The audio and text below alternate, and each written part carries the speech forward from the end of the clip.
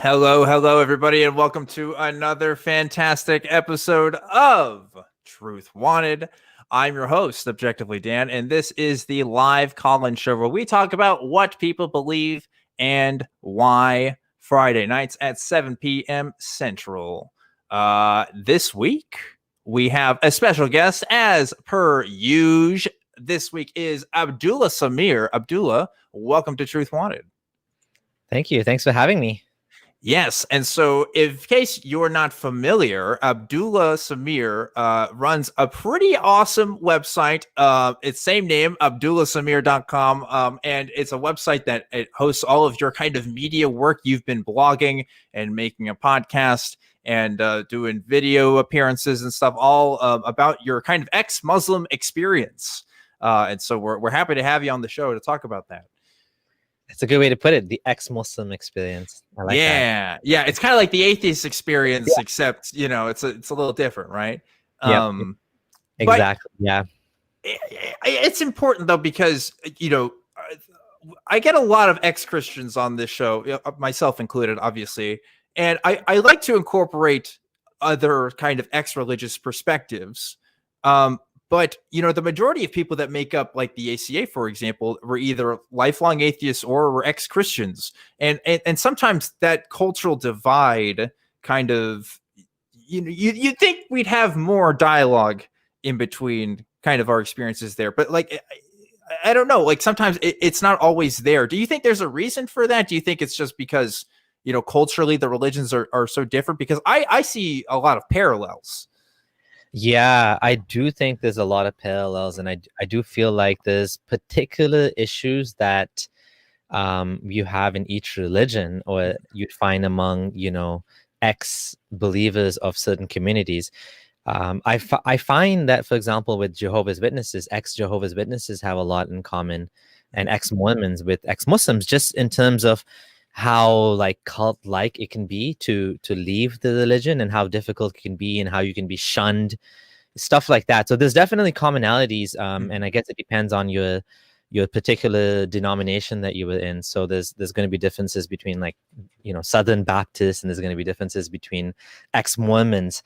So maybe it's just that we just need to talk to each other more, and just to share that, because I think by our very nature we're kind of tribalistic. And so when you're leaving a community, you're still kind of connected to that culture. And even Sure. with ex-Muslims, like, we still have a Muslim connection, like a Muslim side and Muslim families. So getting to mix and talk to other atheists and stuff like that is always a good thing. It's good to cross-pollinate those ideas, and then you'd be like, hey, that's a lot of the time, when I'm talking to an ex-Christian and they say something, I'm like, wow, that's the same kind of issue that we had being former Muslims. And it's like, I can't believe you guys had the same thing. I just don't know until you talk to people, right? Yeah, absolutely. And like when I hear about ex-Muslims experiences, honestly, I'm just so shocked and terrified that of some of the stuff that I have to hear. Obviously, depending on which kind of Christianity you grew up with, I mean, there's various kinds of trauma.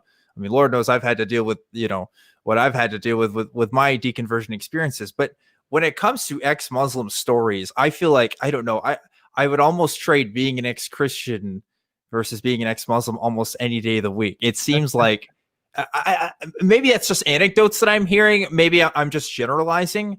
But one, you guys have a lot more legal threats just worldwide, it seems like. But also just it doesn't seem to be as much of a space for having a voice. I mean, we exist as the atheist community of Austin, and yeah, there's lots of haters and there's lots of people that, would rather wish that we're not here. But, in the United States, we're allowed to have that. And there's countries where an ex-Muslim group just cannot exist, just cannot be a thing. Can you talk about that a little bit? Yeah, that's so one thing I do try to make clear when I talk to people is, me personally, I'm one of the lucky ones. Being in Canada, and not just being in Canada, but coming from a highly liberal Muslim family, Muslim family that didn't shun me, didn't boycott or abuse me or do anything when I left Islam. I mean, my dad was from a, like, I converted from one sect to another, but the sect that I was born in is a very liberal Muslim sect. They're known as Ismailis. There's only about 10 million Ismailis in the world, and it's a Shia sect. So I converted from that sect to mainstream Sunni, the ones that, you know, pray 5 times a day and, you know, grow a beard, and Muslim women have to wear hijab. Like the main, when you think of Muslims, you're thinking usually of Sunni Muslims. Sure. So I became that Sunni Muslim by my own choice. So my family was like, why is he becoming religious and what's going on here? But I had my own personal sort of conversion experience because I read the Quran and all that. But when I left Islam, they were like, they didn't really like the fact that I didn't believe in God. My mom was like, yeah, you should believe in God. It's good, you know, and God helps me when I talk to him or whatever. But she was okay with it. She was like, yeah, it's your choice. Whereas the majority of people that I talk to, that's not the experience. In fact, I just had a call today with a guy that was, he was almost crying, and he was like telling me that he converted to Islam and, you know, it ruined his life. Like he's not able, like if he left, all of his friends are Muslim because he went into the strict sort of fundamentalist Salafi or Wahhabi sort of ideology, just like I did, where you're taught not to be friends with non-Muslims. You're taught that, you know, believers, you know, you all have to stick together, and, you know, it's a very antagonistic worldview. So all of his friends are Muslim. He cut himself off from the world, and his wife is a Muslim as well, and now he's left Islam. He can't tell his wife because she has to leave him, because you cannot be married to a non-Muslim. A Muslim woman cannot be married to a non-Muslim man. A Muslim man can be married to a Christian or Jewish woman. That's an exception, that's allowed, but not the other way around. So he's now dealing with this trauma of, and he's not unique. I mean, there's so many stories like this where people I've talked to, I guess mainly Muslim men I talk to, that the wife, either they can't tell their wife, or they've told their wife and the wife threatened to leave them, or the wife's family would get involved and would like ruin the relationship. So yeah, it's tough. It's tough for ex-Muslims in general, because you have that situation. If you're an ex-Muslim woman, like a lot of the time, if you're a young woman, you still have to wear the hijab, because it's such an obvious marker of faith that if you just take it off, like everybody knows something's up. Yeah. But as a Muslim man, like you can just blend in. Nobody would know you're Muslim or not Muslim. They can just assume, but they don't know for sure. I could be Hindu, I could be Sikh, I could be anything. There's no real way to know. Like there's no badge of Islam on me, right? Other than if I had like a big beard or something like I used to have. So yeah, it is true that, you know, in general, and that's in the West now. And this guy lives in, you know, in North America. Yeah. Now, like you said, when you go to like Middle East, when you're going to even, you know, more progressive countries like Indonesia, you still have problems, because like let's use the example of Egypt or Morocco. Like I spoke to a guy on my channel from Morocco. His name is Mohammed, and what happened to him is he was threatened for saying something bad about Muhammad. Like he doesn't believe in Islam, and he was open about it to somebody that he knows, and this person actually followed him to his apartment building, and I don't know, tried to stab him or something. And then when he went to the police, he couldn't tell them why he was stabbed, because if he would have said, oh yeah, I was attacking the prophet, then they would have thrown him in jail. So it's kind of a situation where the state apparatus is supporting, you know, it's not necessarily legal to stab someone because they insulted the prophet or something in those countries. But like, if something like that happened, you wouldn't have the support of the police, because the police don't care. They're like, well, you should go to jail. Yeah. So, you know, so they're not going to help you in a situation like that. So it just becomes, they become emboldened, right, by the system of, and the strange thing is, you know, you even have in non-Muslim countries, you have people that are not religious, but they don't like support, you know, like like criticism of Islam. They'll say things like, oh, just keep it to yourself, you know, why you want to talk about Islam? And you probably get the same thing too. Why do you guys want to talk about Christianity? And, you know. Yeah, and I grew up around in the Texas area. I grew up with, the Muslims that I went to school with. I mean, they're probably in more of that liberal sect. No, I should say It's that American Muslims in yeah. general are far more progressive than, let's say, Hmm. British Muslims. Like one of my friends was Hmm. telling me today, and he's right. I mean, I hate to say it, but he was like, I'd rather have an American Muslim neighbor than a British Muslim neighbor, because Hmm. there's a difference, right? I mean, Hmm. American Muslims. I mean, polls show that American Muslims are more likely in some places to support gay marriage than Christians, Yeah, I right? Which is believe it. I believe it. crazy, Because right? because I understand, like, if you're a Muslim American living in this country, you are a minority. And I can understand how you can empathize with other minority groups. I don't know. Yeah. That's just me postulating. But it's like, and people point this out too. They'll say, like, oh, well, Islam isn't like this everywhere. It's the same thing with Christianity, right? Of course, there's different levels of it. And I'll say, sure. But, like you said, if we're talking about Muslims that live in the United States who are like adoptive of like secular values, like that's not Islam, and it's not Christianity either. I'll point Yeah. that out too. I'll be the first to say that. Democracy is not a Christian construct, for example. The Bible did not advocate for a representative republic. Like it's like the more progressive someone is in their religion, the farther away they are from it. Mhm. Almost, it's Yeah. almost like you're not even practicing it anymore, Yeah. and Or that's kind of the problem I have. Yeah. you're picking and choosing. The Hmm. reason I do mention that is it's important, and I think that's kind of what you're getting at. It's Hmm. important to distinguish between people and ideas, Hmm. and we have to be careful when we're talking about Islam, that we don't mix up things and assume that like all Muslims are necessarily the same. And that's why it's Yes. important to point out that, like, for example, American Muslims are different than British Muslims. And even among the support for gay marriage, there's a distinction to be made, because a lot of Muslims would support gay marriage if it's not anyone they know, but like if it's their own kid, they wouldn't support it. They wouldn't be in Yeah. favor of the kid. Like I know anyways, I know, like, I have a family. Okay, I know someone that kicked out his transgender child, and this guy was from a Muslim background, the father, yet he's not religious, but he still had this like sort of conservative Hmm. hatred for like LGBT, and like, oh, he was very upset that his child decided to take the step to be who she wanted to be, not what she was born as.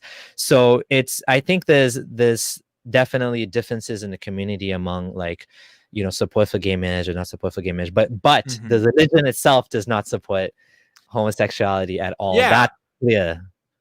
And I feel the same way too. It's like, okay, yeah, are there liberal Christians in this country that I can get along with and I'm friends with and then I hang out with? Yeah, obviously, of course, I have to if I want to have any friends around here. I Yeah. live in Texas, but like at the same time, I wish people would really think about these beliefs, because the majority of Christians that are in support of gay marriage, they're closer to my age than not, Oh yeah. first of all. And like, that's because my generation grew up in an era where being gay, although, obviously discrimination is still going on, still way more acceptable than it was 10 years ago, 20 years ago, 30 years ago. And that acceptability is coming in through generations. It's not that the Bible's changing. The Bible's not changing. It's the people interpreting it that are changing. And Yeah. and and I think we could say the same thing for progressive theologies that come from Islam as well. And so, like, I don't feel uncomfortable talking about these parallels, because yeah, like it's people figuring out, hey, we want to reduce the harm that we're causing people, so maybe we should change the way we act. And if that means ignoring certain passages of the Surah or the Quran or the Bible or whatever, then that's what people will do, it seems. But I don't know. Yeah, in the case of Islam, it's a little bit different, I think. And what I mean by that is the Quran demands that you have to take the whole religion as a package. I mean, you have to submit. I mean, that's the whole definition of Islam. Islam is submission, right? Right. So to submit, it doesn't mean Islam doesn't mean peace. Islam means submission. A lot of people say Islam means peace. Islam is not the Arabic word for peace. Salam is the word for peace. Islam is submission to God, and supposedly get peace through that. Now the thing is with Islam, because you cannot, you're not allowed to take away from the Quran. What some theologians are doing is the reinterpreting in a way that they're saying that it's the context has changed. They'll say, for example, Muhammad married a 9-year-old, but that was only for his time. That's not for everybody. At that time, people died younger, which is not true because Muhammad lived to over 60, and even the other caliphs after him also lived past 60. So no, it's not because the lifespans were shorter. But for sure, the problem is the challenge for these people that are trying to reform Islam by saying that child marriage is not allowed anymore, is that Muhammad is supposed to be the perfect man for all time. So if he was a perfect man for all time and he did something like marry a 6-year-old, how can you say that that's not okay today? Yeah. So now what Muslims are doing is the saying that Aisha, his child bride, was actually 19. And now that's kind of like historical revisionism, right? That's interesting. It's a challenging thing to claim she's 19 when the hadith, the narration that Muslims use, Sunni Muslims, comes from Aisha herself, where she says, I was 6 when I was married and I was 9 when it was consummated. So now you have to like throw that out and say, no, her own testimony, you can't trust that. You have to take some other one and you have to do some calculations. And because she was, she was this age at this time, her sister was this old, somehow they came up with she was 19 or something like that. You know what I mean? I've heard some interest. I haven't heard that in particular. I have heard some stuff because like a lot of people don't realize like Muhammad was, he had a military career. Like he like led people and really just conquered lands and did things to, particularly Jewish people, but like, there was the religious kind of world then was different in the way that we see it now. And it's because of Islam's effect on the regions and stuff. And so I've read some things that say, oh, like this was the reason for doing this was political. It wasn't just all, because you know what I mean? Like it's like how Americans say like, oh, we invaded this country because it was political and not because we didn't have any good reasons for anything else. No, there's no oil interest or anything like that. It's like, of course this man had interest in taking over these regions. Of course there were other things. Like it's not just this complete noble cause. But, the political arguments for him marrying nine wives is true as well, because at that time a marriage was like, especially if you're marrying like a tribe leader. So he was like a tribe leader. So if a tribe leader married so and so person, you're immediately giving favor to those people's fathers and the family that you married into. So when he married Aisha, her father was Abu Bakr, so he's kind of like honoring, he's making a deal with Abu Bakr that I'm marrying your daughter and you're going to be my right-hand man. So there's some connections going on there as well. So that's true. That is true.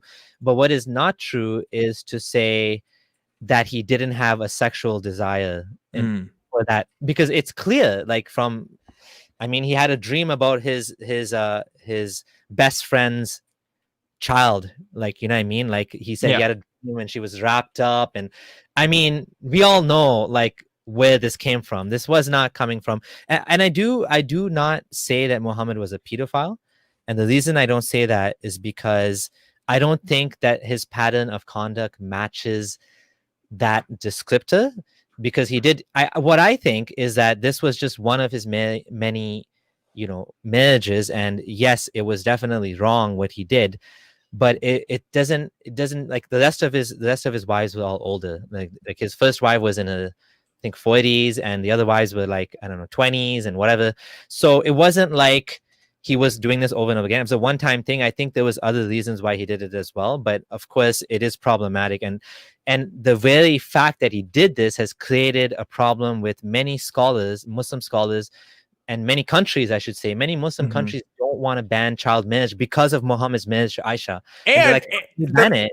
Polygamy too. I mean, he was polygamous. Yeah. That's just the thing. I mean, it's like it's the same thing with the Mormons, where it's like, yeah, Joseph Smith was polygamous, and that's why you have polygamists in the Mormon church. Like that is the reason why. Like, it's because it started with one guy. Like, it's so funny.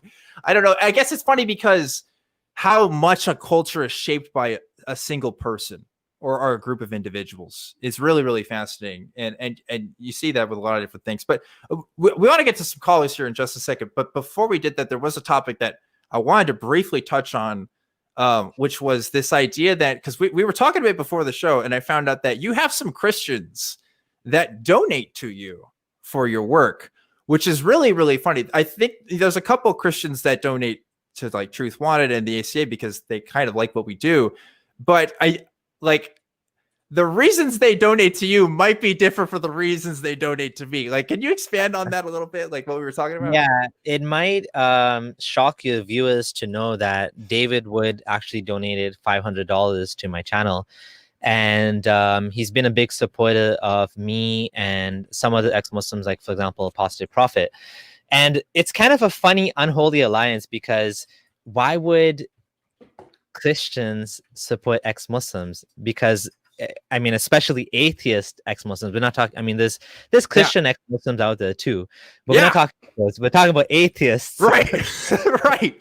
And I think even David Wood has got pushback for that too. He's got pushback from his Christian fans. Why are you having atheists on your platform? And the reason for that is, in particular with David Wood and many of the Christians out there who follow him, is they have what I think is they have more of a problem with Islam than they have a problem with atheism. So they're willing to support ex-Muslims because we mainly focus on Islam. I mean, I do talk about Christianity too, but I'm not strong on that. Like, I don't know the Bible, and I don't know the particular issues that are worth talking about and the particular problems in the Christian community. So when I talk about it, it doesn't come across as strongly, and it's easy to rebut me because I don't know about Satan in the Bible, and the Bible is a much bigger book than the Quran.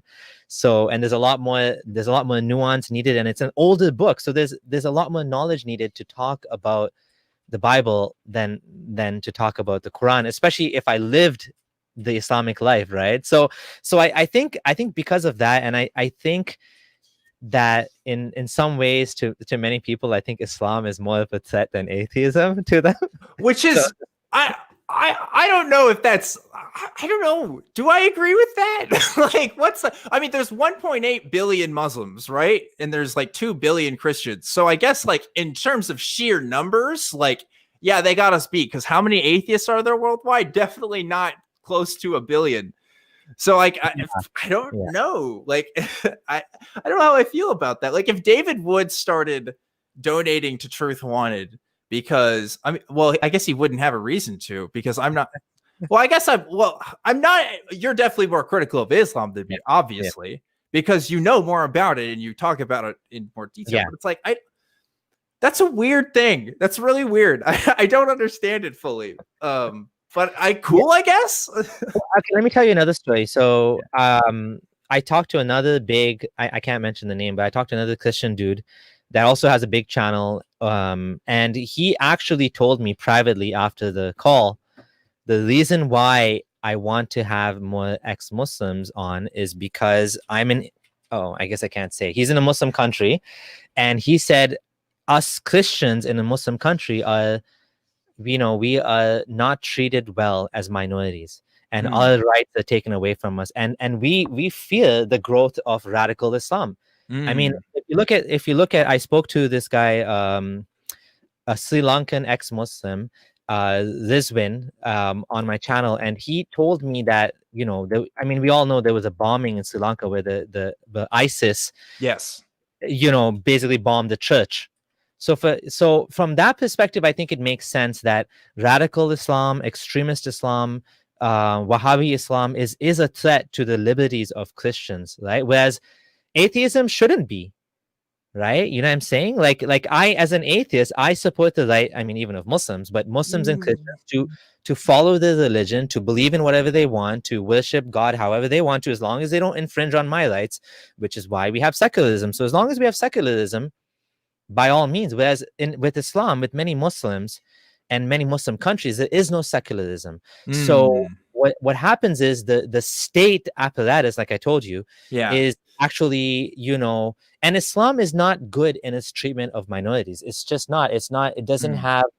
It's not built into the religion. Like, Islam is a supremacist ideology. Again, when I say Islam, Islam is not just one thing, just to be clear. Sure, right. But what I mean in general, the mainstream Islam is a supremacist ideology that spreads itself kind of like a virus, because it has martyrdom. It has the concept of, evangelism. So it tells people to do dawah and to spread the religion, and then you can't leave Islam legally. So because of these properties of the religion, it becomes like a virus and it spreads. And then jihad is another reason why Islam spreads. It has this doctrine of basically spreading itself via war, right? I can see how, because we have some, like, the atheist community of Austin is an atheist organization, I guess, but like there isn't as many like ones like that, and even the ones that are out there, like they're not, I don't know, we're not referring to one book to kind of, or series of books rather, to like base all of our decisions are. I guess there's individual killers that will like reference how Catcher in the Rye made them crazy and go kill people or something like that. But it's not the same as like saying, oh, like, well, the Prophet Muhammad, justified violence in certain circumstances if it's because of X, Y, and Z. Like that. I guess that is kind of a different thing. And I could see how that would make sense. Although in the United States, like it does make me weary, because obviously, like, my Muslim friends in school were picked on by other Christians who like would talk behind their backs and stuff. And it's like, even as a Christian at the time, like I didn't want that for them. Because that's just, I think there's something human there that I can relate to. And Muslims in the United States in particular are a minority and do not nearly have the political power in this country that people think that they do, or the threat to, to my safety or to the average American safety that people think they do. So like, it's this weird tension of, I want to protect my friends that are minorities that are not harming people, but at the same time, if you believe in an ideology that I am just fundamentally, just absolutely in disagreement with, that's a tension that's hard to resolve. I'm much easier to critic to Christianity because of that power dynamic. Like there's so much more power there in the United States. But can I just touch on that for a bit? Yeah, go ahead, and then let's get to some calls. Okay, so this is something I was sort of struggling. I think many ex-Muslims do struggle with this thing, because I mean, at the moment, and it's becoming a worse problem, like far right ideology is more of a risk to the safety and stability of America than say Islamic extremism. And even if you look at the number of deaths from Islamic extremists and the number of deaths from far right extremists, it's actually, the scale is not even the same scale, because in the US in particular, yes, Islamic extremism is not really an issue. The thing is, I do think that we do need to maintain God. Okay, so first of all, the way to resolve that tension is just to make it clear that we are talking about an ideology and not people. People have rights, ideas don't have rights. Yeah. We have every right to blaspheme against any religion and any God, but we do not have the rights to treat people with, to be bigoted, to treat people to discriminate people, to treat people differently simply because they belong to a certain gender, they have a certain sexuality, or they follow a particular religion or a skin color. Yeah. Whatever attribute, we will treat people with dignity and respect, no matter what they believe. That's I think the way to resolve that tension. So nobody should be, demonizing Muslims, but at the same time, I I do think we do need to talk about Islam, because there's always going to be a risk. And 50 people were beheaded in where was it? It just happened recently. I think it was Africa. But the problem is that the ISIS ideology is never going to go away, this extremist ideology, unless we battle the sources of Islam at the core, and we fight them.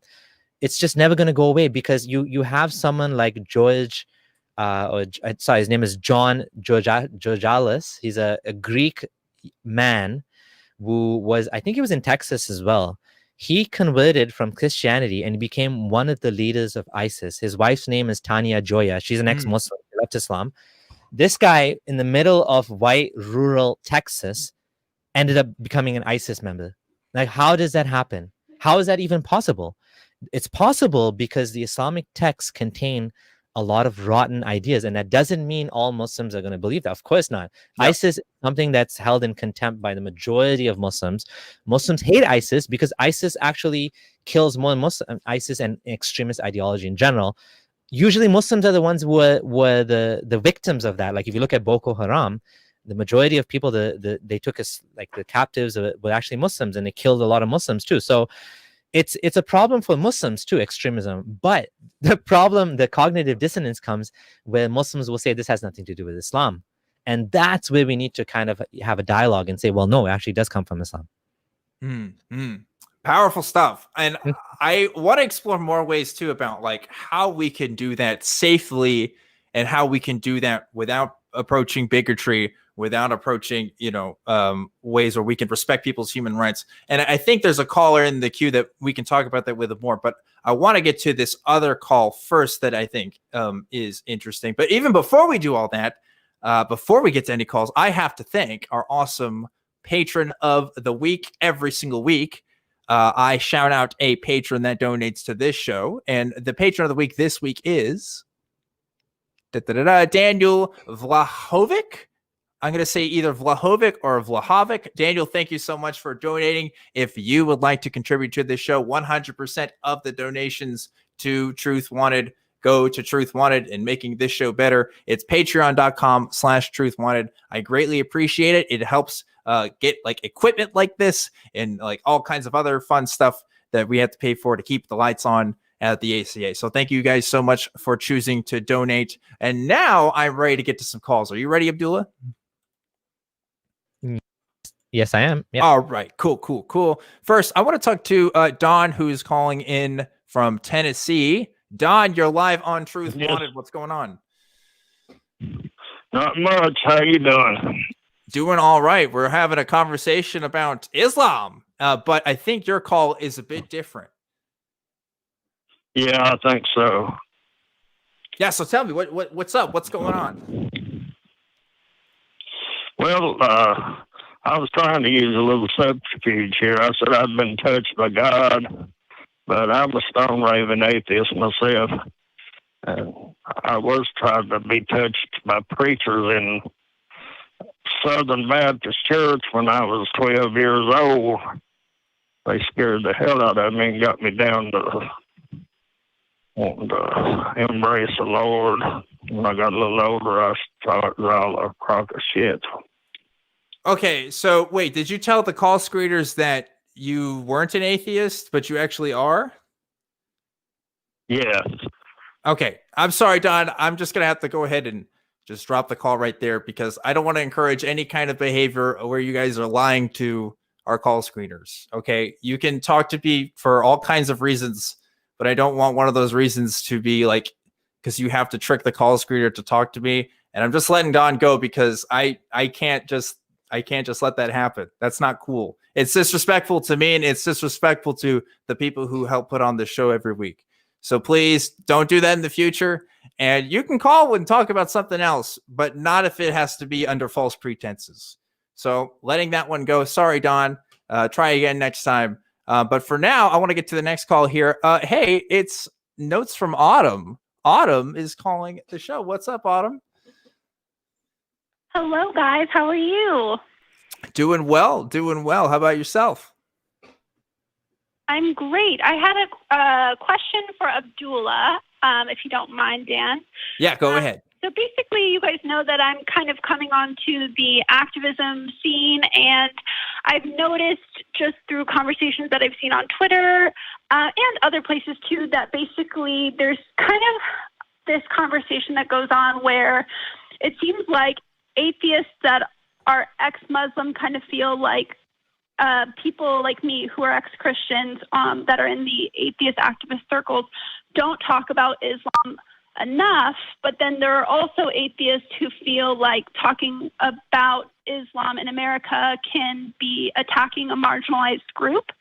And so I kind of wanted to talk about what I wanted to know what Abdullah's advice would be to someone like me who I do want to criticize bad and harmful ideology, but I also don't want to come across as racist, or I don't want to harm somebody in a different way, because I have been called racist for talking bad about Islam, the ideology, and not Muslims. So I kind of wanted to know Abdullah's advice for someone like me.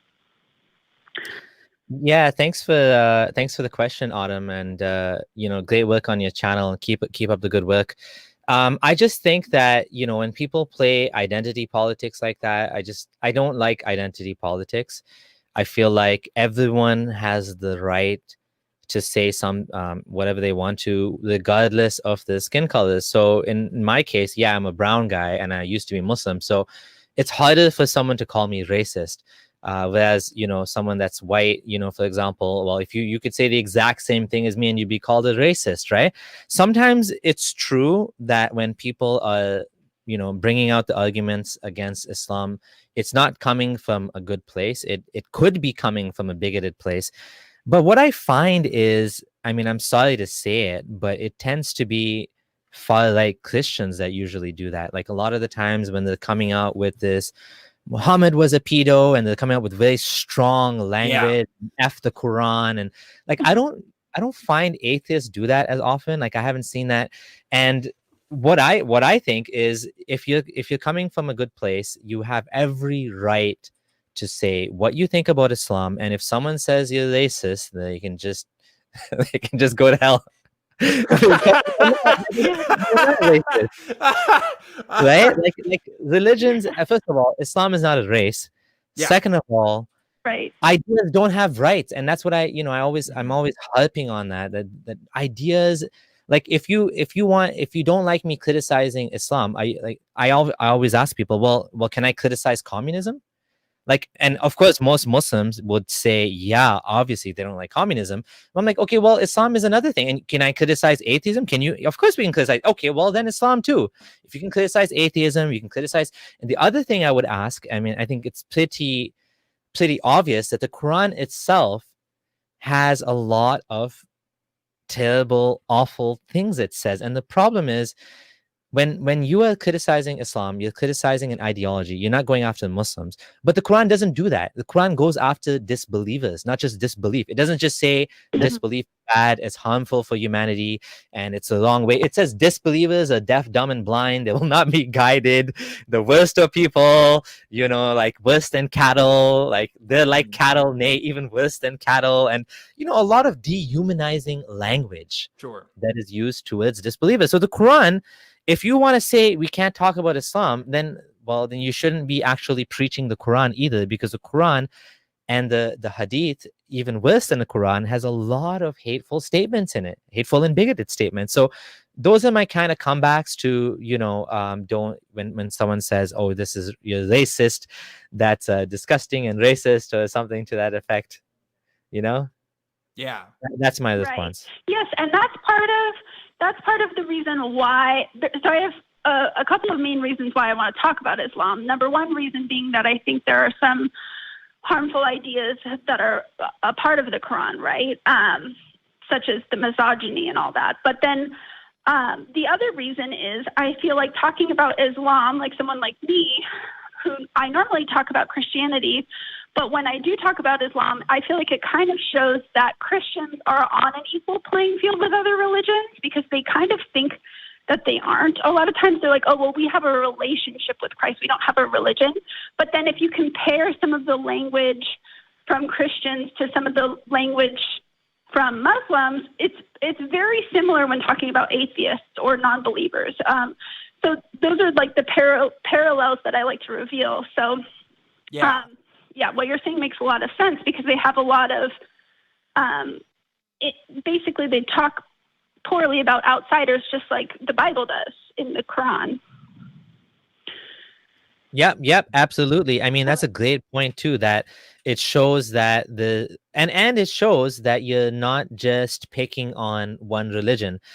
Because I get that all the time too. Or why, like, Muslims always tell me, well, if you're a real atheist, why don't you talk about Christianity? And I'm like, I do. Look up my videos on YouTube. You'll see I do, but I don't focus on that because it's not my thing, right? So all of us are going to have things that we focus on, but I think it's also a good idea to sometimes explore outside of that and to deal with other topics and other issues. Of course, it's going to be tougher for someone that wasn't Muslim to talk about Islam, and there's going to be cases where you might say something that'll be a little bit off, but that's how you learn, right? Like, you engage with people, and then you, over time, through the battleground of ideas, you'll get your sword will get sharper, right? And you'll get better at that.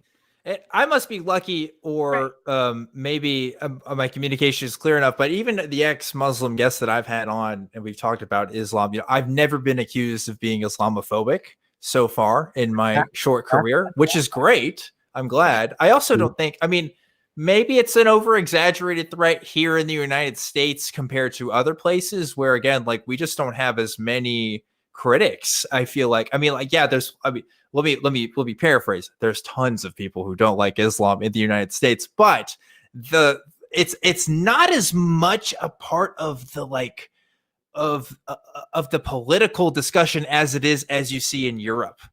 I feel like, and this is just anecdote, but like, like after 9/11 and stuff, I feel like, yeah, that was in the news a lot, but like, I think because there are like awful racist people talking about like the migrant crisis and stuff, that Islam comes up, and you see that in more of those kind of political narratives than you do here. And I think that gives us a heightened awareness, because it's like, oh no, we want to make sure we're not talking like these people are talking like about Islam, like you said, about how Muhammad's a pedophile and all this and that, like we're trying to give a more nuanced critique. We're trying to say, no, we still think it's bad, but not for the same reasons you guys do. You guys are probably just kind of racist.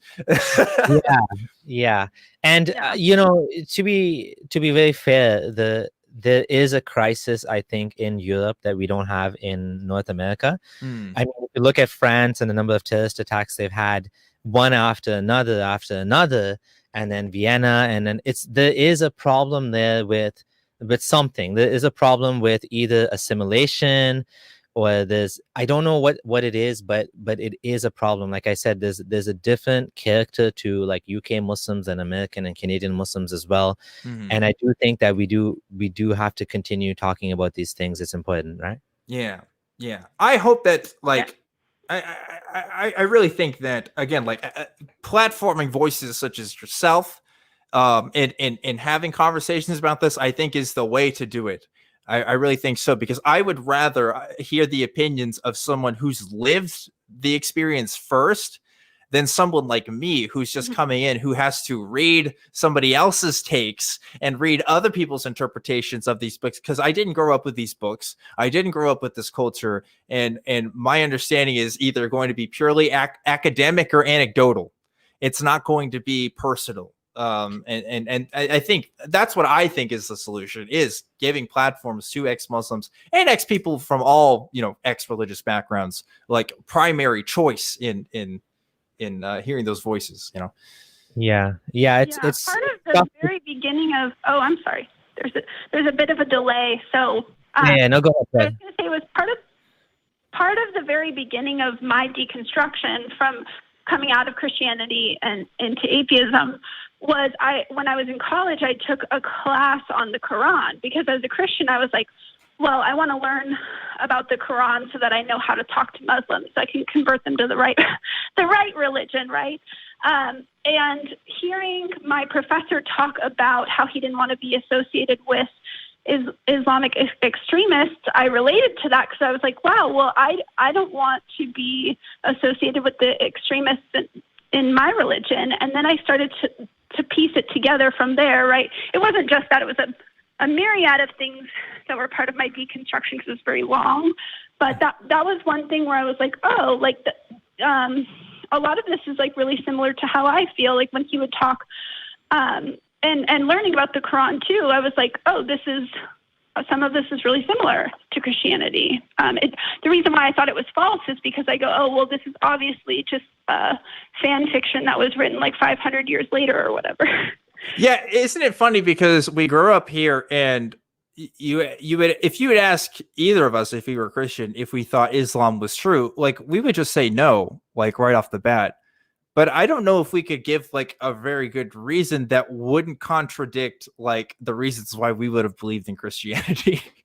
You know what I mean? Because like it was never like an option for us to believe it in the first place. Like I don't think we grew up around Islam enough for it to even be an option.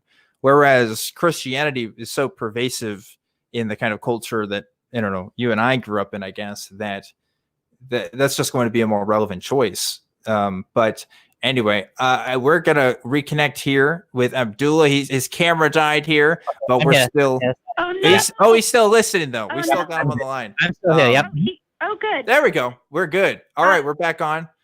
But Autumn, I think we're going to go ahead and talk to some other callers here. But thanks so much for calling. Sorry for hogging up all your time. You are awesome. Have a good one. It's all good. We'll talk to you later. And Autumn, of course, was on the show like a month or two ago. So if you haven't seen that episode, you guys should definitely check that out. She is making some really awesome content. Yeah. Did you have any final thoughts on that call before we move on? No, I'm good with that. Yep. Yeah. Okay. Well, we got a call from the Caribbean. I don't know if we've had a call from the Caribbean before, but this is Maya calling in. Maya, what's going on? Hi, I'm good. I've been actually a listener of Abdullah for a while. So I had Awesome. a question. I work in an NGO for people who are deaf. Here, to give you some context, where I live, there's a majority Christian place. There's also Hinduism, and there's Muslim people at a percentage of, I'd say, like 20%, 15%, right? Okay. And I've had this experience many times with the deaf community. There's a lot of ableism here. A lot. We don't know how many deaf people there are in Trinidad, and we're trying to find that out. But what we come across a lot of time is we'll go to a house and we'll ask if there are deaf people who live there. And people will hide the fact that they have deaf kids. And those people who do that tend to be people from Hindu and Muslim families. I have a lot of experience with families where the family is hearing, and the family is Hindu or Muslim family, and they do not communicate with their kid who is deaf. That kid inevitably like meets up with some kind of predatory, high-key predatory Christian people or a church, especially Jehovah's Witness. Ooh. I don't like where this story is going, Maya. I don't like where this story is going at all. I know, it's dark. I'm so sorry. I'm so sorry to take this turn. And their first exposure to people who will communicate with them is Christian people, Christian like groups. So we'll have like a Muslim family with like a PMO deaf young adult or adult who is Christian or Jehovah's Witness or something. And I never see talks like this really talk about PWDs. I know they use disability to discredit people who become atheists. They'll say you're like mentally diseased or something like that. But like, I wanted to know if you could speak to the way that you've observed maybe when you were PMO, or like how the community treats people who are disabled, if they do that same thing that I see Christian religions do, which is predate on them, use that to isolate them. And yeah, or do you see something else where like where I see people just hiding them away? Like a lot of Hindu families hide their adult kids who are deaf away. I don't. Like, so asking how to. Too. Sorry, I didn't realize you weren't done. Go ahead. No, sorry, I've talked a lot. Please, on here. Go ahead, Abdul. We got a little bit of a delay, but that's all right. Okay. No, I was just saying. if you're asking whether Muslim families hide away the disabled kids, I think that probably would be a very human thing to do, and it's obviously not a good thing to do. But I don't think that Muslims would be any different than any other group in how they treat the disabled kids. Not that I haven't observed any differences, so I don't really have much to comment on that. I'm sorry about that. What from what I can say about Christianity is that different sects obviously are going to interpret different disabilities in different ways. I mean, historically, I think most people probably know some of the details, right? If you had somebody who was born with some kind of disability, there's been everything as an explanation for that, to a curse to being a gift, and the abuses from that may follow. I know that obviously people use these stories also of people being miraculously healed from some of these, they were born deaf, but suddenly they could hear, and now their lives are ultimately better and stuff. And there's also like this weird, by having these stories, there's this implicit narrative also that like being a hearing person is more valuable than being like a deaf person and stuff. And there's like this implicit hierarchy that's built in sometimes, which is really bad. I know a story of someone that I used to work with who was a quadriplegic, and she told me once about how she was going, I think it was in Ohio, somewhere in the Midwest, where a group of Christians went up to her and asked if they could pray for her, and specifically about the condition that she was born with, as if they were going to magically heal her just by laying their hands on her and praying on her. I mean, I don't know about you, but that's disgusting to me. How awful and how dehumanizing a practice that is, to just go up to somebody and violate their personal space, but also think that your magic ritual is going to do anything to change their situation. Is just, it makes me really mad. So I can relate in that I've heard some awful stories and that I know it happens. But I'm glad that as someone who doesn't have any outward physical disabilities, I've never had to experience that myself, and I can't comment on it personally. So yeah. I don't mean to imply that Muslim families inherently like treat their disabled kids worse. I've noted the culture locally. I don't think it's any better to treat disabled persons like a rubes and like a fun little parable demonstration that you can just. I don't think so either. I've seen deaf people show me their like little workbooks from when they were in school or when they were like in church, and it has like these little prayers in it about like, open a little Jaraheem's like I'm sorry, open his ears to the Lord. And I was like, that's yikes. And I don't tell them that in person, but I've been in an area near my workplace and had a couple of Jehovah's Witness guys come up to me and ask me, hey, they're from America. He said, hey, do you know if there are any deaf people around here, any hearing impaired? We really wanted to like talk to some people. We knew there were some deaf people in the area. And I was like, why do you, I don't know anyone deaf. I've never talked to anyone deaf. And I just like walked the other way. But it's so strange. Locally, there's a kind of phenomenon of people who are disabled and also people with like albinism, things like that. Yeah. Being hidden away by their families. And I see it a lot in Abrahamic religion families, and I don't really know what to put that under. It's bigotry justified through religion. That's what it is. It's just a systemic classification. It's a systemic hierarchy of people that suddenly you get to justify, treating somebody differently because they must have done something to deserve this.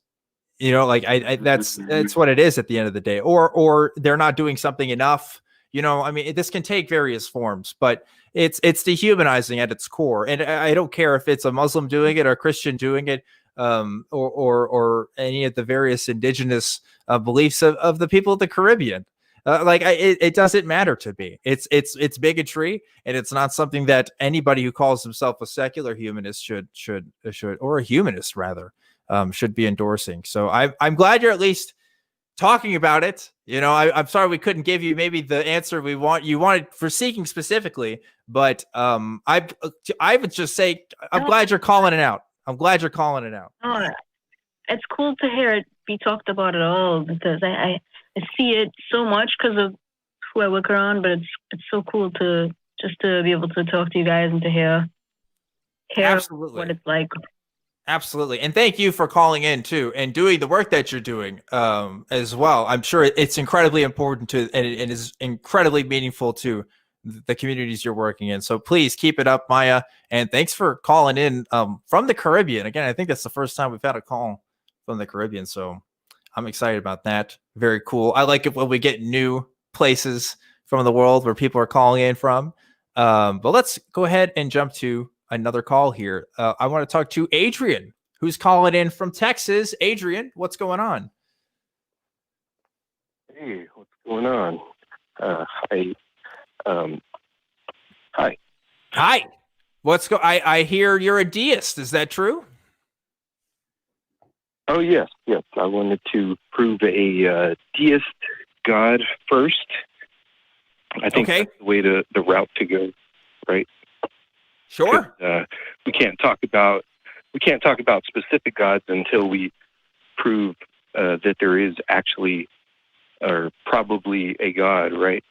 Oh, yes, and you have like that's like half the conversations we have with people who want to talk intelligent design, and you've nailed that point. So thank you for getting that out of the way. That saves us a lot of trouble. Awesome. Okay, and then can we agree that I guess the first premise of my argument would be that everything is the way that evidence makes it appear to be until proven otherwise. Everything evidence makes it appear to be until proven otherwise? No, everything is the way that the evidence makes it appear to be until proven otherwise. Everything is, I feel like it's almost like a neoplasm. I'm not sure. Like if the evidence is going to tell me something, unless I see other evidence, like I would agree with that maybe. Okay. Right? Okay. So we agree on the first premise, right? Possibly. I'd have to write the wording down, but like, I don't know. Abdullah, is this making sense to you so far? I want to, he's shaking his head. I'm not sure. I'll stay out of this one. Does shaking your head mean yes or no? Well, he's shaking his head no. But I just want say it to me one more time so I fully grasp what you're trying to tell me. Okay, here we go. It's just real slow. Okay. Everything is the way that the evidence makes it appear to be until proven otherwise. Everything is that the evidence makes it appear to be. I'm trying to write it down. Is this kind of like taking that face value, sort of? Is that what you're saying? Like, if it appears to be true, then it's true, unless proven otherwise? I mean, that seems like a reasonable assumption. Everything is the way that the evidence makes it appear to be until it's proven otherwise. Yes, exactly, yes. Can we agree on that? Until I find a problem with it, I'm going to tenuously agree with it for now. I still think that's kind of weird. Everything is the way the evidence. Yeah, like sure. I'm just gonna say sure. Let's run with it for now, and let's see where we go with it. And I have it written down here, so I can go back to it later if I need to. Okay. And then the second premise is that experts in biology and astronomy and physics agree that on the appearance of fine-tuning and design in certain things in nature. That's going to be a hard no from me, dog. Hard no. Sorry, I do not think that is the case. If you have a meta-analysis that demonstrates that experts in physics, biology, or whatever field you want to pull up all agree at a consensus opinion, kind of like we do with climate change. We have meta-analysis of the scientists, so we know their opinions on climate change, the climate scientists. I have not seen one for intelligent design. But if you have that, have you heard of fine tuning? I sure have. The fine tuning.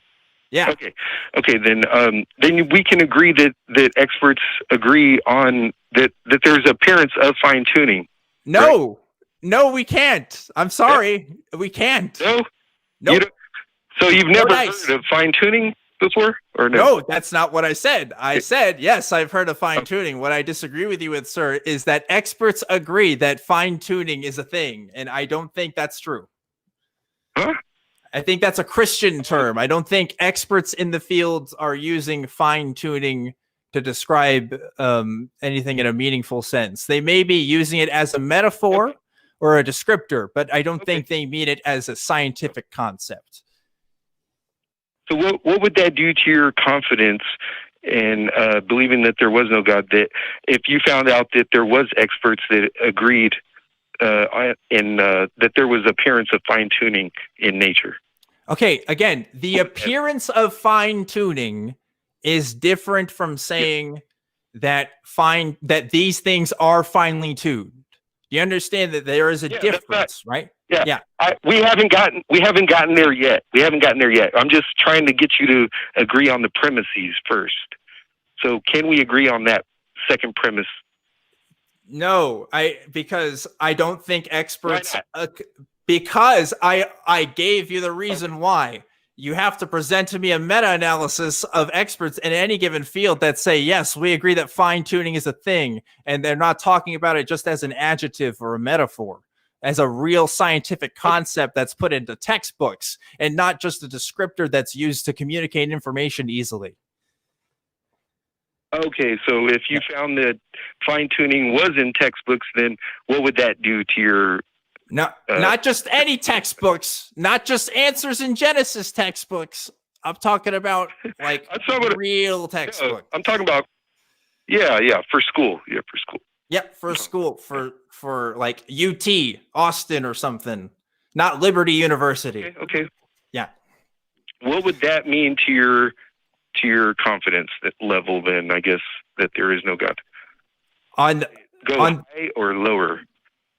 So we have to be really specific on the semantics here, because there is a difference between, again, the appearance of fine tuning versus things being finely tuned, right? Like those are two different things. Because I heard you say the appearance of fine tuning, and I agree with you. Yeah, things kind of appear finely tuned, but that's not the same thing as saying that they are finely tuned. You see how that's really, really different. Yeah, I agree.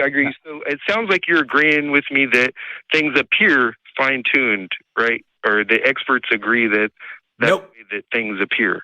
Right? See, this is because you want me to say that experts agree that things appear finely tuned in the same sense that they're saying that they are finely tuned, and I can't meet you there. I can't. No, I'm just saying that they appear that way. And I think you've already said that you agree on that point, right?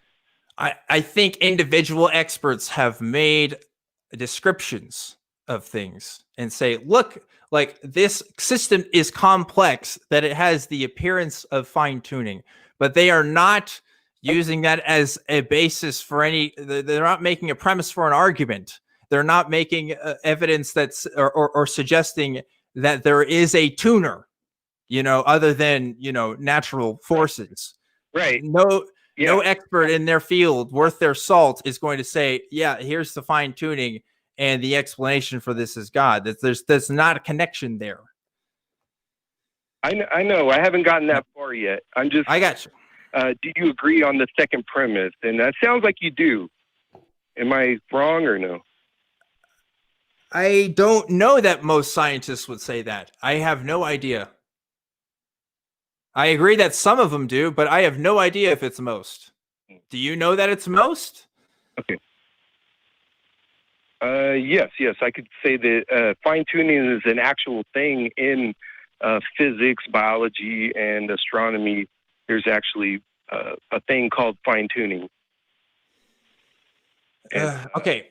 There's I can name names of astronomers like Fred Hoyle and let's see, Roger Penrose.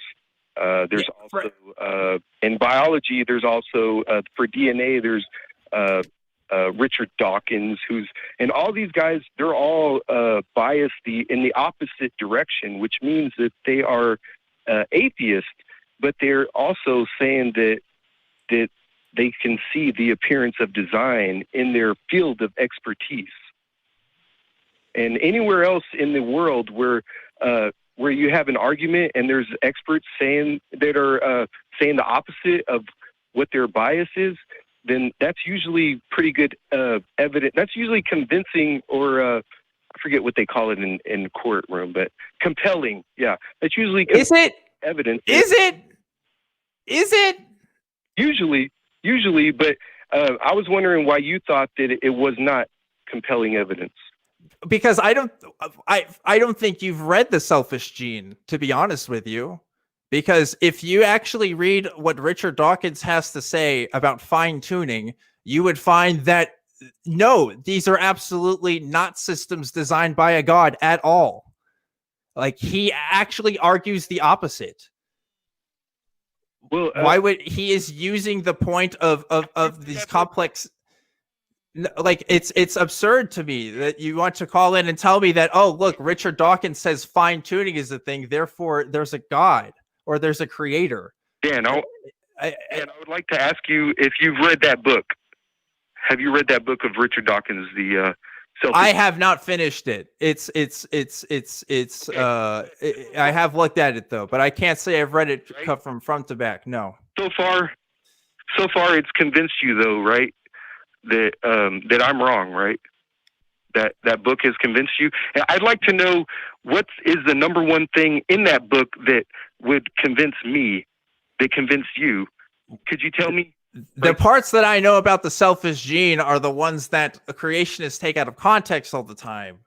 And it's the parts where that's not what I'm asking you. I'm asking you what convinced you that I'm wrong.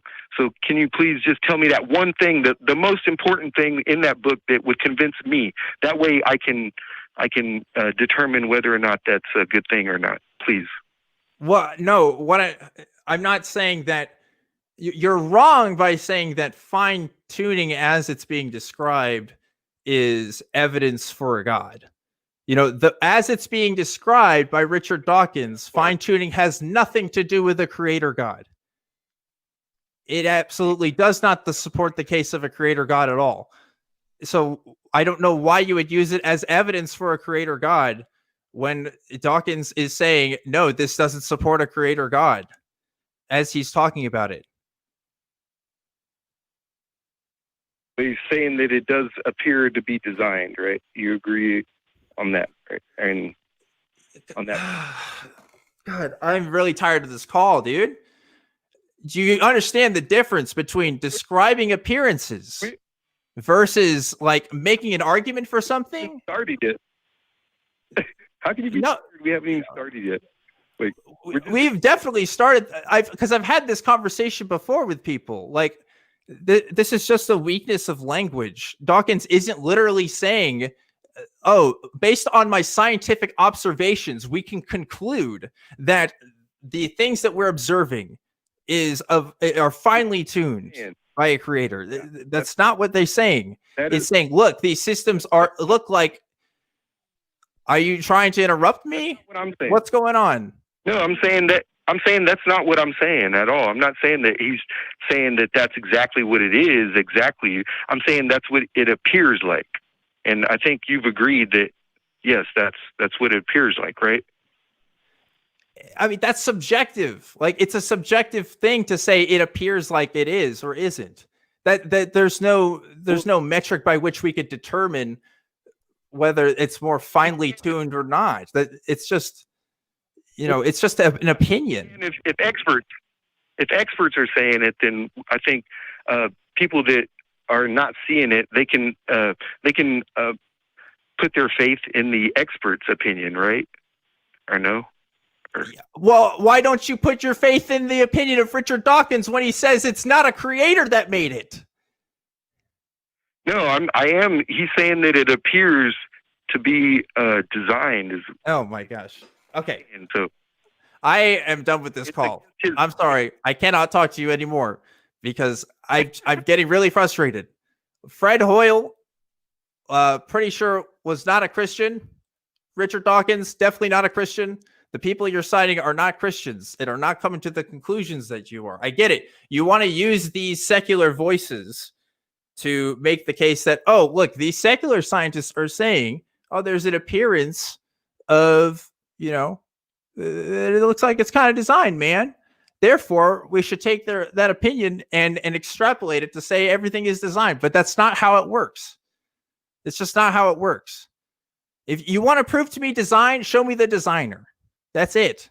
If we look at the fine-tuning argument, we could make the exact same case that aliens designed us.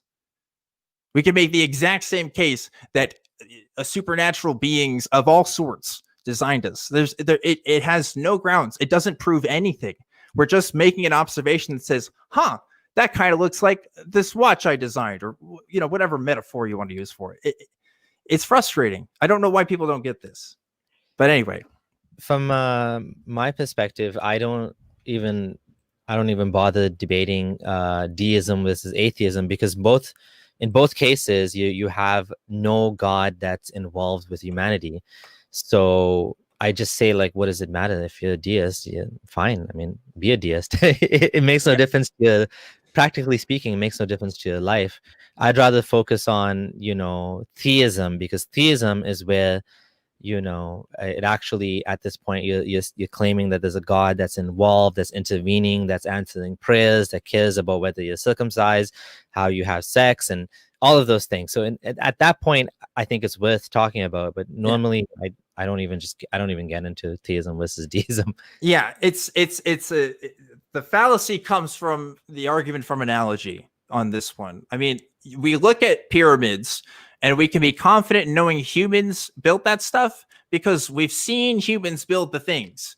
We've never seen humans build cows or build trees. I mean, now we're kind of doing that with genetic research and stuff, but we're not making the arguments to say, oh, maybe it must have been humans that done these things, because that doesn't make sense. There's no follow through with that. There's no method by which that could be done. And there's no methodology when you're talking about a creator God that created everything. There's no explanation, especially if it's outside of physics, because if we're talking about something that's outside of our understanding of physics, then by extension, our logic about physics doesn't apply either. I don't know. It's a non-starter. And I don't talk a whole lot about the creationism stuff. I'm glad we did talk about it, I guess, because it doesn't happen too much. But it's because of calls like this where it's we can't even get past some of these premises here. But anyway, let's move on. Let's talk to Scott calling in from Pennsylvania. Scott, what's going on? Hi, am I on? You are live on Truth Wanted. Scott, what's good? I heard the argument that they were just talking about, oh God, and now I'm nervous, so I'm losing my words. About You're good. Tuning argument. Yeah. I hear that argument, and that just prompted me to call, because that is the most ridiculous argument of all. I agree. The universe is not fine-tuned for us. We've evolved into a universe to adapt to what is actually there. And when people say, well, if some of the laws of physics were slightly different at the Big Bang, well, then the universe wouldn't be able to support life like us. Well, of course it wouldn't be able to support life like us. It would support other life. Yeah. And we would not be there.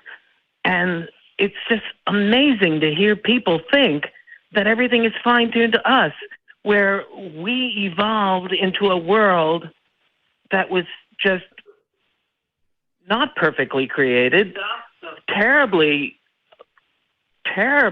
flawed in many ways. I mean, there's not a lot of places on this planet we can live. There's not a lot of places in this universe we can live. But we evolved into that world. So the whole idea of the fine-tuning argument is just so effing ridiculous. Yeah. Just drives me crazy. And that's all I wanted to call in and talk. That's it? That's all you want to call it about? That's funny. No, Scott, I agree with you. It's like, it's an argument from analogy. It's just this philosophical kind of what if. There's nothing demonstrable in the fine-tuning argument. Absolutely nothing. It has the veneer of science because it uses these observations, right? And science is all about observations. And it's like, look, this barely has the veneer of science. It's dressed up in science. It's dressed up in the scientific language. It's like, oh, look, statistically, this could only happen in 1 in a million chance that, we're on Earth and we're going around the sun and we're in this part of the universe and stuff. And it's like I get it. Like, we're unusual in our circumstances, but something being unusual does not mean it's designed. And you have to have a mechanism for the design. You just have to. There has to be a way that it could happen in order for that to even make sense. If we're talking about lottery winners, okay? Just because somebody wins the lottery doesn't mean that they didn't, because it would be weird otherwise. Like, somebody has to win. It has to happen. Yeah, they think something magical happened because they won. No, they just won.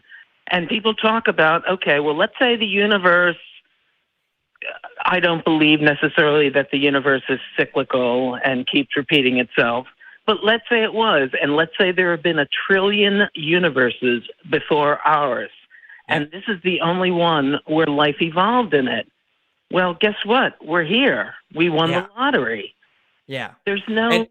I understand magic. Sorry about that. No, you're good. It's like, I know the caller wasn't quite making that point yet, and I know he would probably be like, "Oh, we didn't really get into the arguments." But like, if you're gonna pretend like experts who've been studying their lives on this stuff are really going to support your case, that's what really makes me mad, because it's just misrepresenting what we know. I mean, ask any anthropologist. Honestly, ask any anthropologist if they think that the human body is designed. Okay, it's not. If you look at a cursory understanding of the evolution of humans in particular, just looking at just sapiens, just looking at great apes, we can see the branches, we can see where we came from, and we can look back into history and find how we came about today. It wasn't from somebody just putting us here one day. That doesn't make any sense from all the evidence we've ever collected about people. But anyway, I'm ranting now. I'm not typically known for my rants, but I guess I'm ranting now. So anyway, I want to give Abdullah a chance to talk, because he decided to opt out on the last call. But do you have any thoughts on this? Because I know that the creationism stuff, the fine-tuning stuff, does come up with Islamic apologists, and I know that they make kind of the same points, but I don't know how much. I think the Islamic apologists are a little bit behind the Christian apologists here. Yeah. People like you, Ross, and William Lane Craig, they actually look to them to see what they're saying so they can say the same thing. So yeah, the Islamic apologetics is behind. And yeah, the last caller said it really well. Scott said it well, and please share what he said. Yeah. Yep. I agree. Really fun times. Well, Scott, thanks for calling in. Thanks for letting me rant for a bit. I appreciate it. And you have a good rest of your night. We're just going to go ahead and go to our next caller here. We are talking to no name is provided, just Catholic Traditionalist, unless that is the name. Catholic Traditionalist, you are live on Truth Wanted. What's up? Yeah, that's my name, Catholic Traditionalist. That's okay. what I'm going by. I thought it was just a description. I wasn't sure if it was the name, so I'm glad we cleared it up. What's up? Yeah, so am I coming in loud and clear? Can you hear me well? We can hear you just fine. Okay, there might be a little bit of a lag since I'm calling through the internet. I'm calling through an app called Talkatone, so it might be a little bit of a lag. But I just wanted to know, you guys are hard atheists or soft atheists? What do you mean by that? Well, hard atheists claiming that there is absolutely no God, and soft atheists claiming that they simply have a lack of belief in God. Which one? Okay, sure. I would say the lack of belief in God I mean, if you want to get really technical, I'm probably like a non-cognitivist, really. But yeah, the lack of belief is probably closer. I'm assuming Abdullah is the same. He's nodding his head. So Yeah, I call myself a weak atheist on the Dawkins scale. So I'm willing to, if the evidence comes to show that there's a God, then I'm willing to believe there's a God. But I'm skeptical that God exists. So Now, you guys, did you use reason and thought to come to your conclusions? reason and thought to come to the conclusions that the Christian God probably isn't a thing, specifically. Well, did you arrive at your lack of belief based on reason and thought at the point at which you are now? Are you using reason and thought to arrive at your lack of belief with regards to the Christian God? Well, I suppose I am. I think I use reason and thought for pretty much, well, maybe not everything, but a lot of stuff. But yeah, I think that's involved in the process. Yeah. what else would you use? I'm curious. What's the other options? Okay, so then you would agree that then do both of you agree with each other that logic is conceptualized in the mind? Logic is conceptualized in the mind. I'm not entirely sure what you mean by that. Is there another way you can say that? Well, you just said that you do. Yeah, you just said that you used reason and thought. Are you using reason and thought in your mind? Am I using reason and thought in my mind? I mean, I don't know where else I would use it. So yes. Okay, so then that's a yes. So the very definition of logic is the process of reason and thought. Did you know that? I think you just told me your definition of logic. I definitely did not agree to that. Go to Webster's, if you go to Webster's dictionary, Merriam Dictionary, Oxford Dictionary, no matter what dictionary you go to, they're all going to say the same thing. Oh, what is that? Tell me right now, actually. Yeah, I just told you the process of reason and thought. And I admitted that it occurs in the mind. What you're saying, logic or reason? Which one? Logic, the definition of logic. Okay, so I'm on Merriam-Webster. Yeah, I'm not seeing your definition. Nope, don't see it here. Yeah, because I read it just recently, and it definitely speaks about reason. So you can't say that it's not in there. Because I just looked at it. Would you like? I will read through all these definitions for you if you like. I don't see it on the website either. Yeah. Reason and read it. I don't see that. Okay, can you read it to your audience so that everyone can hear? And I'll look it up too. And okay, I am now reading the dictionary because this is great call-in show entertainment. Here we go. Definition of logic. A science that deals with the principles and criteria of validity of inference and demonstration. The science of the formal principles of reasoning. 2, a branch or variety of logic. 3, a branch of semiotics. Yes? Hold on, you just said reason wasn't... Hold on, you just said reason wasn't cited, and yet you just said the word reason. It's in the very... Did I? definition. And you said the word infer. Right, and you said the word infer. And it does it mind to infer something? The science of the formal principles of reasoning. Right, reasoning. Does it take a mind to reason, and does it take a mind to infer? That is not the definition that you gave me, my man. I'm asking you a question. No. We need to talk about the claim you just made. Can you admit that that is not the definition that you just gave me?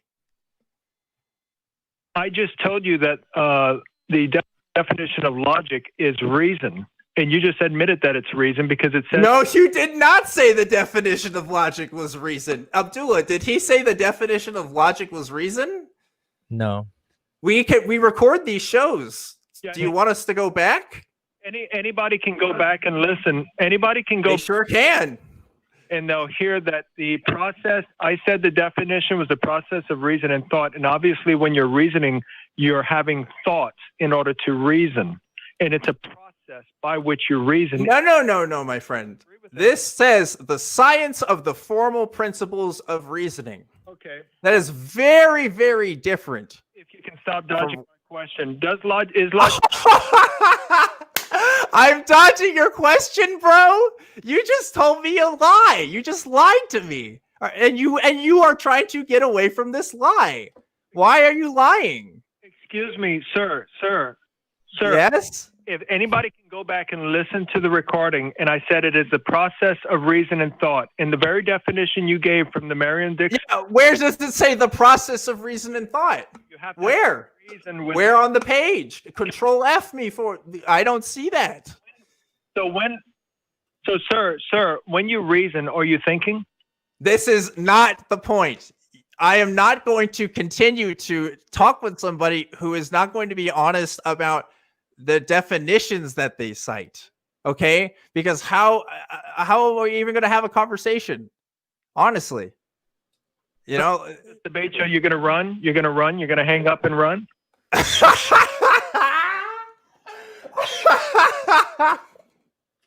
Oh my gosh, dude. You are full of yourself. Go away. I don't want to talk to you anymore. Am I going to run? This dude just lied. He's lying to me and everybody can see it. And he's like, "Oh, are you going to run?" What is going on? This is why presuppositionalists, it's just, you can't do anything with it. You just can't. You got to, you have to use reason in the mind, and well, it's whatever, man. Come on.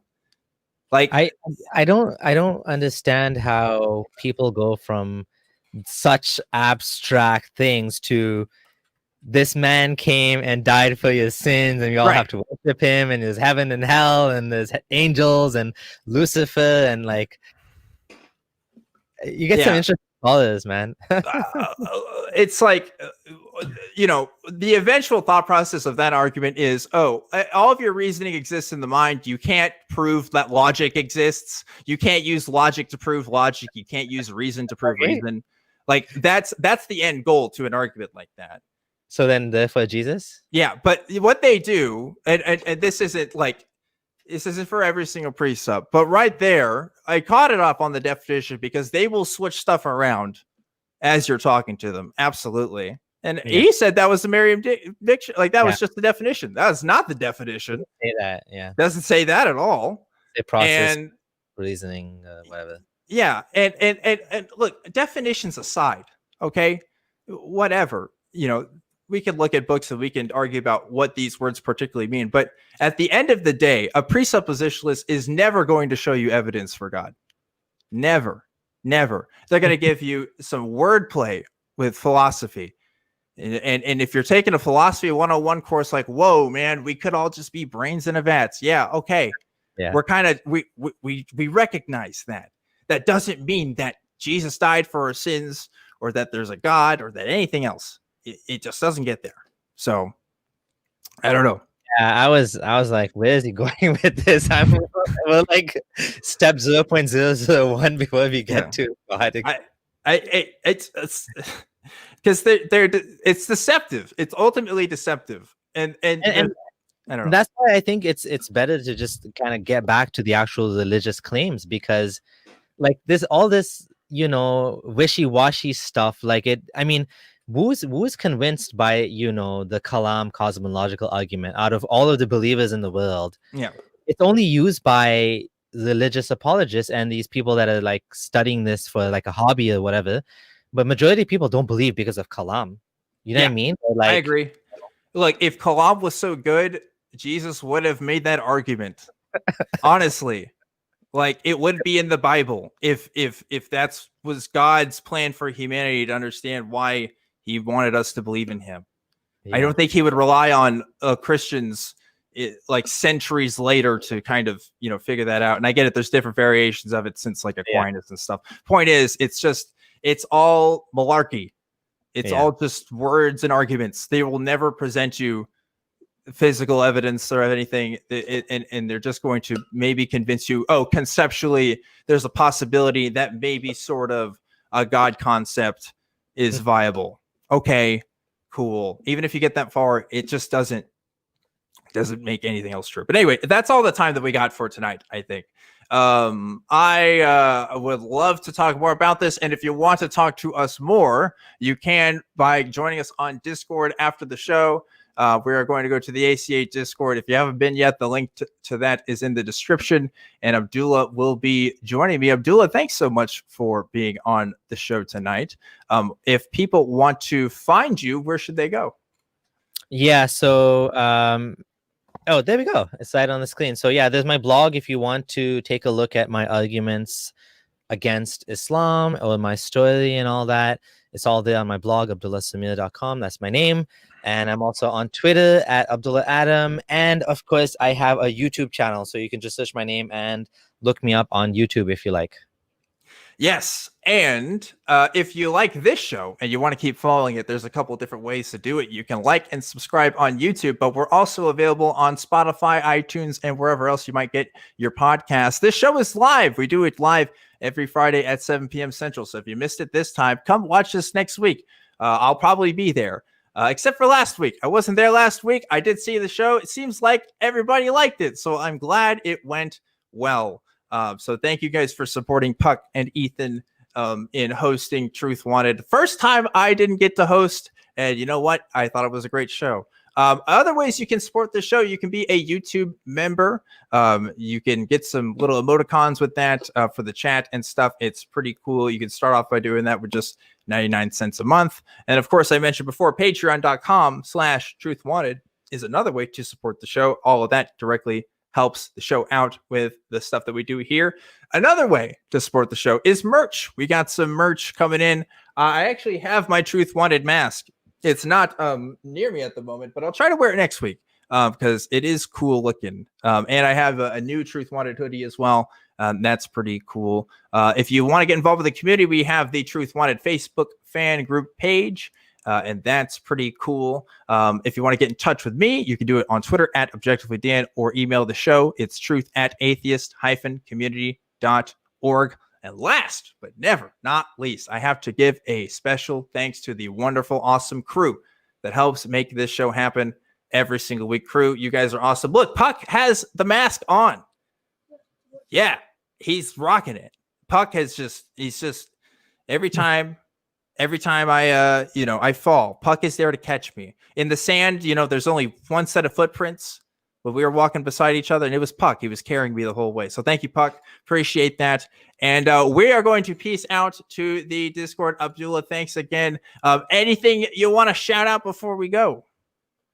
No, I'm just thanks for having me. It was a great conversation, and I think you handled the call as well, and appreciate it. It was a pleasure coming on here, and we got to do more ex-Muslim, ex-Christian things. I think maybe I'll have you on the channel. Heck yeah! And let's do this. I'm down for it. I'm down for it. Folks, community. Yes. We're building a bigger tent, folks. We're making that umbrella just a little bit bigger.